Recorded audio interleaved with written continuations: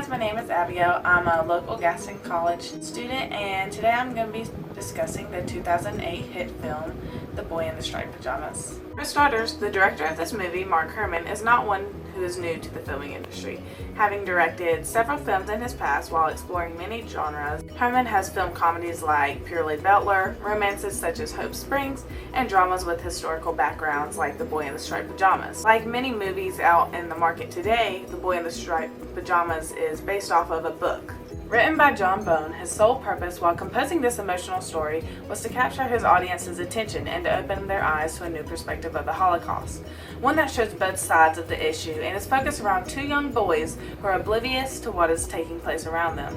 After coming across this novel and falling in love with the story behind it, Herman decided to jump on the opportunity of filming it. The movie is beautifully put together and perfectly captures the tale of two of the unlikeliest of friends in the most eye-opening way possible. The film takes place during the Holocaust in Berlin, Germany, where the main character, Bruno, arrives home from school one day to find out that his family is moving. When he finds this out, he is very upset because the new house that he moves to is very different from the 5-story luxury residence of which he came.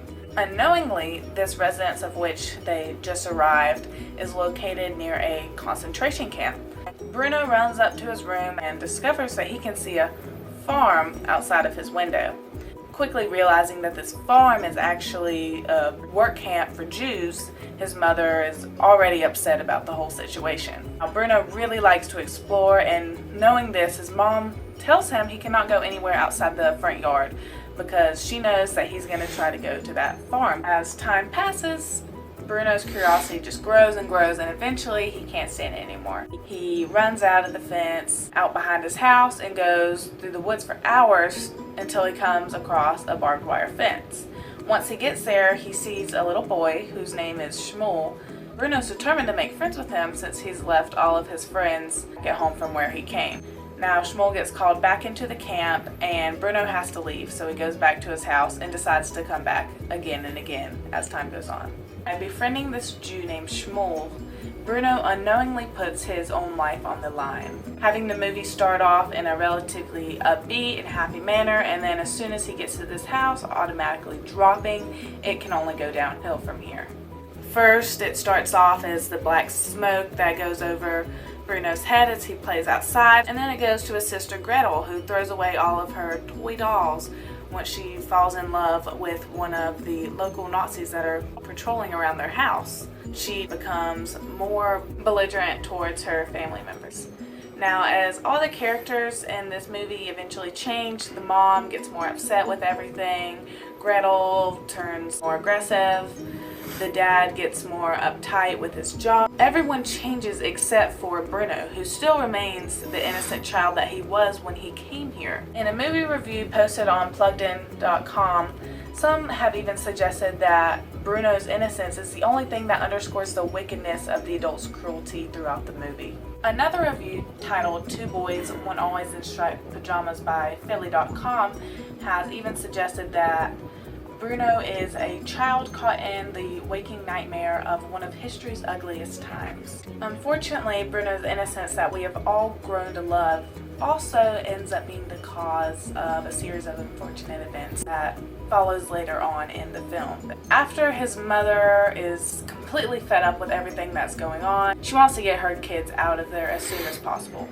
And Bruno, being determined to make up for something that happened earlier on in the movie with him and Shmuel, wants to visit him one last time. At this visit, he comes up to the fence and he's talking to him, and Shmuel has reminded him of this promise that he has made to help him find his dad. Now, the decision that Bruno eventually makes regarding this incident is going to put him in a life or death situation.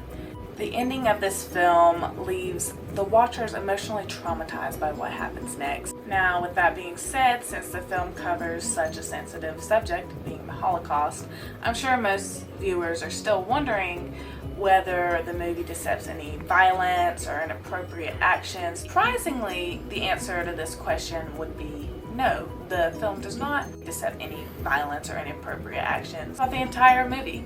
It tends to just show clips of events that happen And then it leaves the watchers to put together the pieces. Now for younger audiences, they probably won't be able to necessarily put together the pieces of what happens.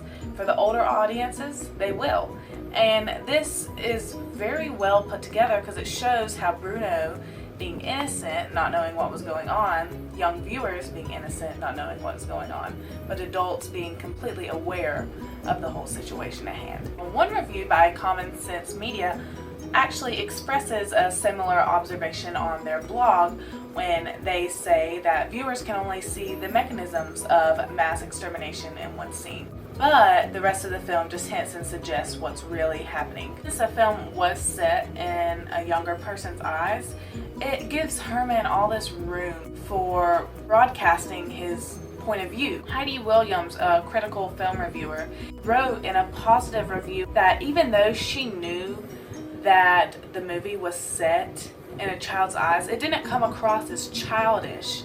Rather, it came across as very real to her. Sherry Linden, a freelance writer, also suggests that Bruno is innocent but never cutesy. He's self-centered but possessed of a relentless searching spirit. The whole concept of Bruno is very realistic. The whole movie is modernized. Attracting viewers through the tasteful yet dynamic structure of this film is what ultimately draws people to this movie, despite the subject that it is on. Ending with an exquisite moral lesson, The Boy in the Striped Pajamas is not a film that should go unseen. In constant demand for even the most heartless of people to be overcome with emotions, this movie is one that simply and effectively sneaks up and takes control of anyone who decides to watch it.